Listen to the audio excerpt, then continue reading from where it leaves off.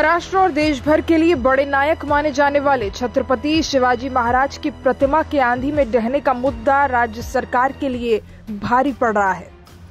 इस मसले पर पूरी सरकार ही बैकफुट पर आ गई है और किसी तरह इससे बचने की कोशिश में है। चुनावी सीजन से पहले शिवाजी महाराज की प्रतिमा गिरने से विपक्ष को बैठे बिठाए एक मुद्दा मिल गया है। यही वजह है कि एक तरफ सीएम एकनाथ शिंदे ने कहा कि मैं 100 बार शिवाजी महाराज की प्रतिमा के पैर छूने और माफी मांगने के लिए तैयार हूं। उन्होंने कहा कि महाराष्ट्र में शिवाजी महाराज पूजनीय हैं और उन्हें राजनीति से दूर रखना चाहिए।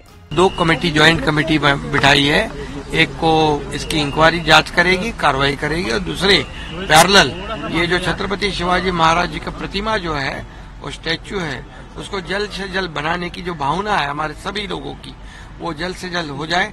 इसलिए उसमें नेवी के अधिकारी, IIT, आर्किटेक्ट, इंजीनियर और जो शिल्पकार है, जो इंटरनेशनल लेवल के जो शिल्पकार हैं उन्हें भी बुलाया था और इसमें हम वॉर फुटिंग पे इसमें निर्णय ले रहे।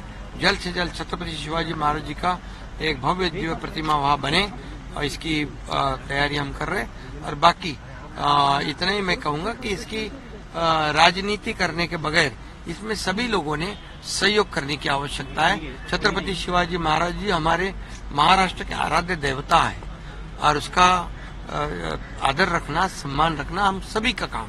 सिंधुदुर्ग में लगी इस मूर्ति के गिरने पर अजीत पवार ने भी दुख जताया है। उन्होंने कहा कि मैं महाराष्ट्र की 13 करोड़ जनता से इस पर माफी मांगता हूं। वो लगातार कह रहे हैं कि मैं 13 करोड़ लोगों से हाथ जोड़कर माफी मांगता हूं। महाराज शिवाजी की प्रतिमा गिरना हमारे लिए एक सदमे जैसा है। अजीत पवार ने तो ये कहा कि इस मामले में दोषी पाए गए ठेकेदारों को ब्लैकलिस्ट किया जाएगा। राज्य के डिप्टी सीएम के तौर पर मैं भी माफी मांगता हूँ। मेरा वादा है कि भविष्य में अब राज्य में ऐसी कोई घटना नहीं होने दी जाएगी। वहीं एकनाथ शिंदे ने कहा कि महाराज शिवाजी महाराष्ट्र के संरक्षण देवता हैं। मैं उनके 100 बार पैर छूकर माफी मांगने के लिए तैयार हूं। वहीं भाजपा नेता और डिप्टी सीएम देवेंद्र फडणवीस ने भी इसे लेकर दुख जताया है। हालांकि उन्होंने ये भी कहा कि महाराज की प्रतिमा का निर्माण भारतीय नौसेना की देखरेख में हुआ था। इसमें राज्य सरकार का कोई रोल नहीं था। फडणवीस का कहना था कि राज्य सरकार इससे भी बड़ी शिवाजी की प्रतिमा लगवाएगी और उनके सम्मान को बरकरार रखा जाएगा।